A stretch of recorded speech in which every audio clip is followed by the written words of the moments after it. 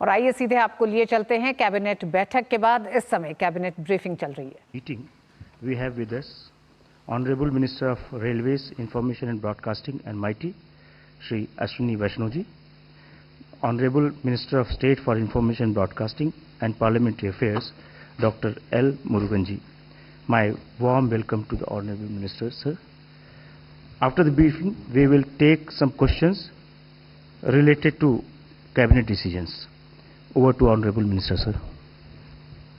साथियों, जैसा हम सब जानते हैं, 140 करोड़ देशवासियों ने प्रधानमंत्री श्री नरेंद्र मोदी जी को एक हिस्टोरिक मैंडेट दी है और 60 वर्षों में पहली बार तीसरी बार मैंडेट पाने वाले प्रधानमंत्री श्री नरेंद्र मोदी जी ने अपने पहले और दूसरे कार्यकाल में जो विकास की फाउंडेशन रखी, जो इंफ्रास्ट्रक्चर डेवलपमेंट की फाउंडेशन रखी, आज उसी कड़ी में बहुत ही महत्वपूर्ण फैसले लिए गए।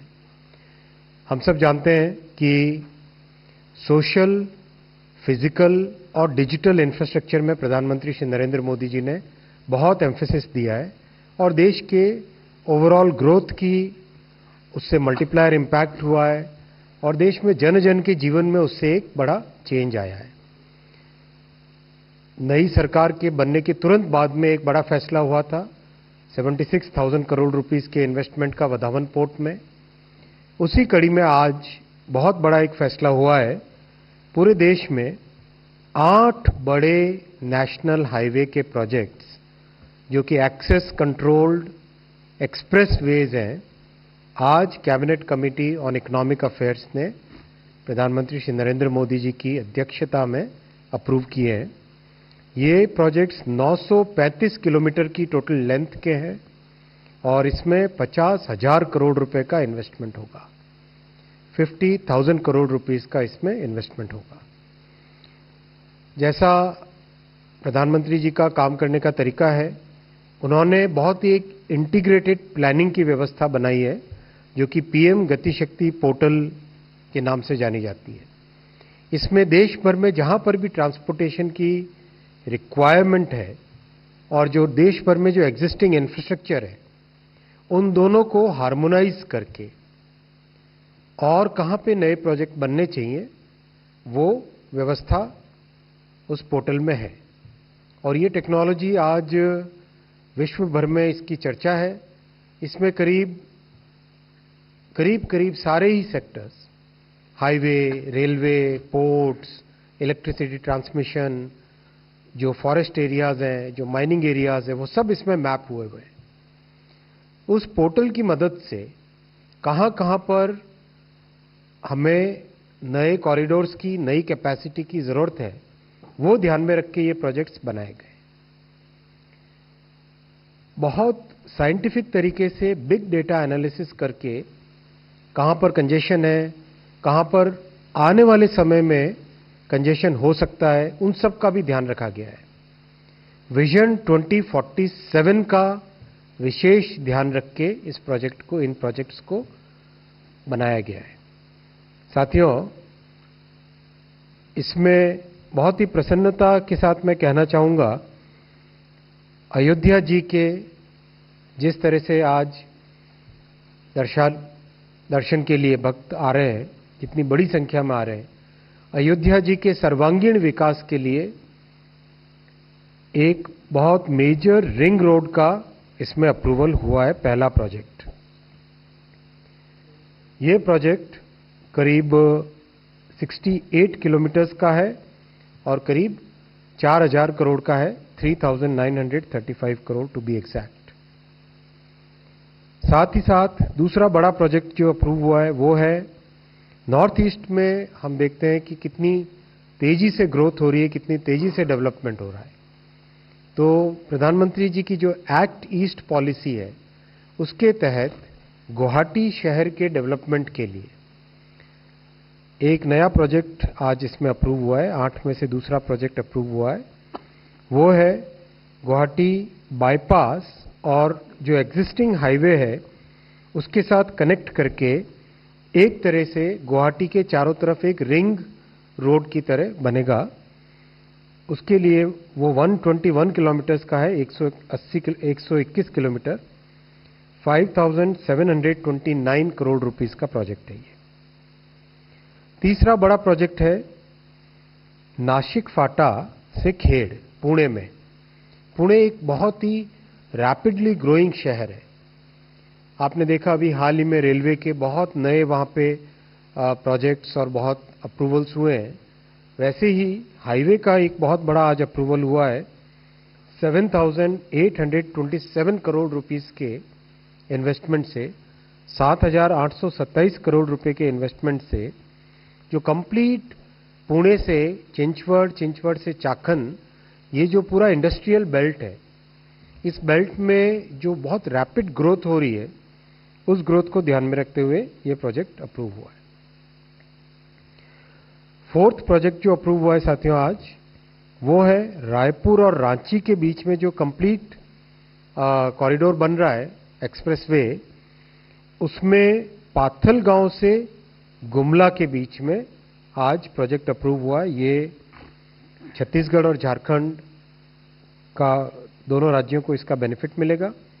137 किलोमीटर्स का है और 4,473 करोड़ रुपीस का इसमें इन्वेस्टमेंट होगा।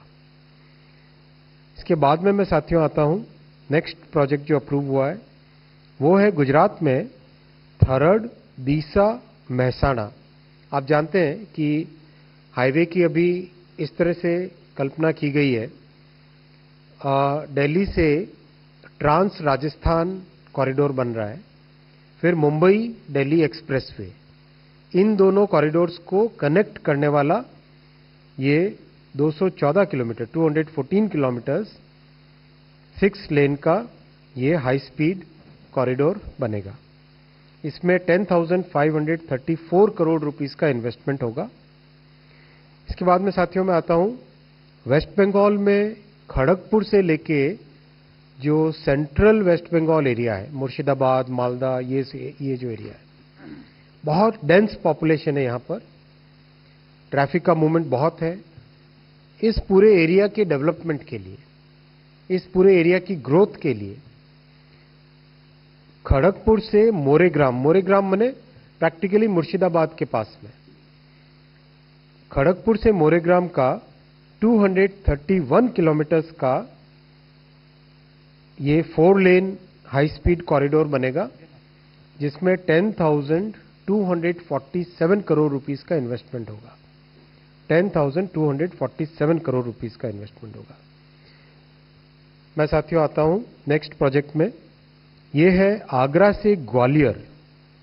आगरा से ग्वालियर 6 लेन हाई स्पीड कॉरिडोर, ये उत्तर प्रदेश और मध्य प्रदेश दोनों राज्यों को जोड़ने वाला कॉरिडोर है। 88 किलोमीटर्स का है और 4,613 करोड़ रुपीस का इसमें इन्वेस्टमेंट होगा। तो इस तरह से अपने 7 प्रोजेक्ट्स हुए और मैं साथ में लास्ट में आता हूं कानपुर के लिए। कानपुर के चारों तरफ 6 लेन रिंग रोड। आप जानते हैं कि जब से डेडिकेटेड फ्रेट कॉरिडोर बना है, तब से कानपुर में मेजर इंडस्ट्रियल ग्रोथ चालू हो गई है और कानपुर का जो कंप्लीट इंडस्ट्रियल, फार्मिंग, ये जो इकोसिस्टम है इकोनॉमी का, इसको कंप्लीट ग्रोथ देने के लिए 6 लेन रिंग रोड अराउंड कानपुर, ये 3,298 करोड़ रुपीस के इन्वेस्टमेंट से बनेगी। तो इस तरह से ये 8 प्रोजेक्ट्स करीब 50,000 करोड़ के हैं और इनसे करीब 4.5 करोड़ मैन डेज का एम्प्लॉयमेंट जनरेट होगा। 4.5 करोड़ मैन डेज का एम्प्लॉयमेंट इससे जनरेट होगा। बहुत ही ध्यान से इनका प्लानिंग हुआ है। लैंड एक्विजिशन कम से कम जरूरत पड़े, लैंड एक्विजिशन कम से कम जरूरत पड़े, इसके लिए बहुत जगह जो ब्राउनफील्ड अलाइनमेंट्स है उन्हीं को ही अपग्रेड करने का भी फैसला इसमें किया गया है। जहां जरूरत पड़ेगी वहां पे नई लैंड एक्वायर करेंगे, ग्रीन फील्ड होगा, लेकिन as far as possible brown field land acquisition हो, वो इसमें ध्यान रखा गया है। तो साथियों, इस हिस्टोरिक मैंडेट में प्रधानमंत्री श्री नरेंद्र मोदी जी के ये ऐतिहासिक फैसले देश के निर्माण के लिए विजन 2047 जिसमें कि विकसित भारत बनाने का जो संकल्प है, उस संकल्प को पूरा करने के लिए ये एक महत्वपूर्ण फैसला आज लिया गया है।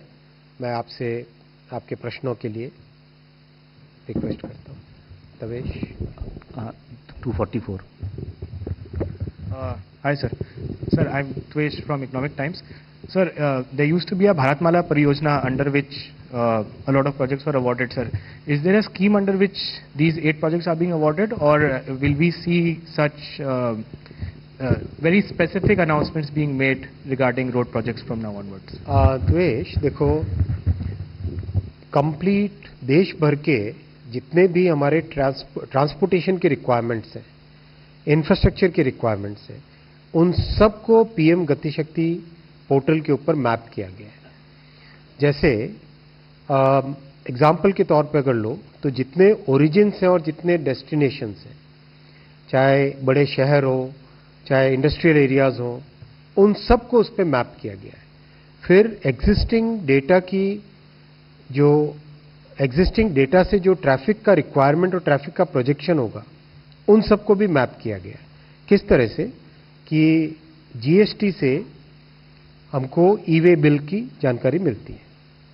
ई-वे बिल से गुड्स का मूवमेंट कितना हो रहा है वो पता चल जाता है। फिर जो फास्ट टैग है उससे पता चल जाता है कि कितना ट्रैफिक किसी पर्टिकुलर स्ट्रेच पे है। साथ ही साथ फास्ट टैग से ये भी पता चल जाता है कि एवरेज स्पीड किसी भी सेक्शन में व्हीकल्स के मूवमेंट की कितनी है। एवरेज स्पीड से हम एक कंजेशन का फैक्टर निकालते हैं। तो इन सब को ध्यान में रखते हुए ये प्रोजेक्ट्स अप्रूव हुए। Yes, Mitra. Sir, how the states will be roped in? हाँ, बहुत अच्छा प्रश्न है।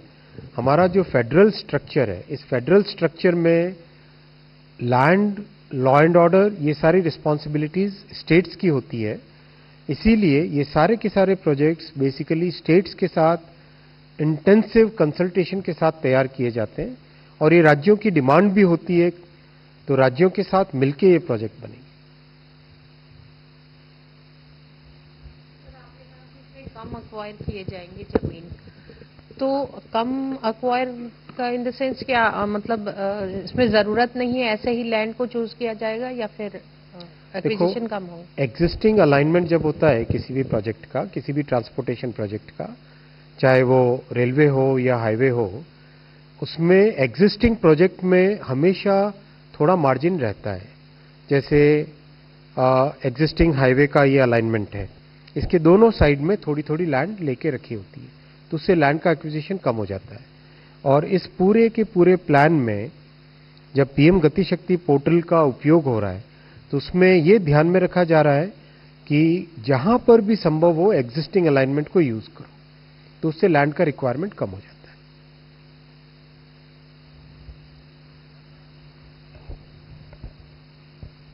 Thank you. Thank you very much.